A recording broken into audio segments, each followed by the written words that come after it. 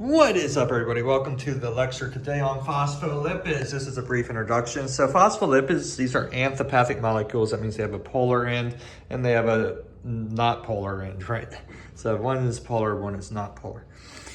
These have an alcohol attached via a phosphodiester linkage, and it will depend whether it's a diacylglycerol or sphingosine on the type of phospholipid. So we'll talk about the two types of phospholipids. Let's start off with the glycerophospholipids or the phosphoglycerols. These use glycerol as our backbone. So this is glycerol. This should be a 2 here, CH2 and CH2. There's our glycerol. Now, why do we have a diacylglycerol? That's where DAG comes in. Diacyl means 2 fatty acid groups, and these groups are going to be esterified at the 1 and 2 positions of these carbons here. And so it's diacyl and then glycerol. And then we have a phosphate. When we add this phosphate, we make phosphatidic acid. This is the most simplest glycerophospholipid that we can make. The first fatty acid is usually saturated and the second can be unsaturated. And we have different things we can do with these things. So the simplest we said is the phosphatidic acid. But we can do a process called esterification and esterify an alcohol component on the phosphate group. So we can add a serine, ethylamine, choline, inositol, and glycerol to our phosphate to make phosphatidyl, serine, phosphatidyl, ethylamine, phosphatidyl, choline, which is lecithin, right? We also have another group of glycerophospholipids, or a set of these called cardiolipins. These are the only antigenic phospholipid. That means they will create a response to our immune system or in our immune system with our whatever. You know what it means, right? But they're found on the membrane of bacteria. So our body will react with this molecule, cardiolipin, and form antigens to it. Also, these are important in the electron transport chain for, non-bacterial things like us. And so these are in humans, but they don't usually cause any problems because they're in our inner mitochondrial membrane. And then these have 2 phosphatidic acids, and 4 fatty acids. So you basically have this glycerol backbone and 2 phosphatidic acids, which is this attached to it. So it's a fairly big molecule. Plasmalogens. So this is our final group of glycerophospholipids. So what's a plasmalogen? These things have a fatty acid at carbon 1 that is an ether, is an unsaturated ether linkage, right? So the cardiolipin and the phosphatidyl, blah, blah, blah, they have these esterification. It's esterified as an ester linkage, right? But these are going to have a ether linkage. So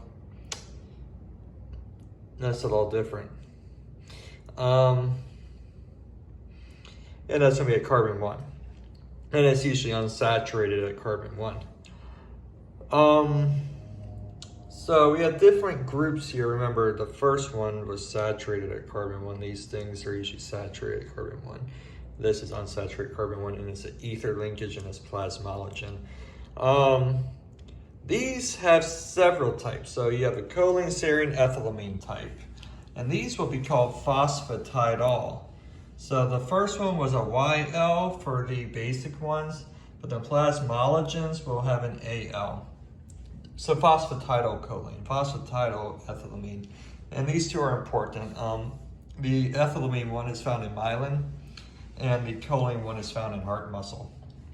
And then lastly, we have another plasmalogen, which is called platelet activating factor. So basically here the fatty acid at carbon 1 is saturated, and we have an acetyl at carbon 2, not a fatty acid. So these only have 1 fatty acid, not 2, unlike the other things.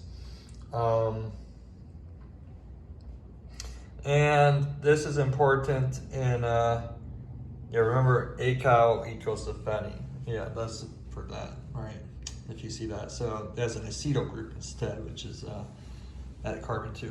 but which is not one of those. So also these pro-inflammatory, basically. You know, these things create a lot of inflammation and they play a role in anaphylactic shock. All right, so moving on, we have sphingomyelin. So what is a sphingomyelin? This is our second class of phospholipids. Sphingomyelins use sphingosine instead of glycerol as a backbone.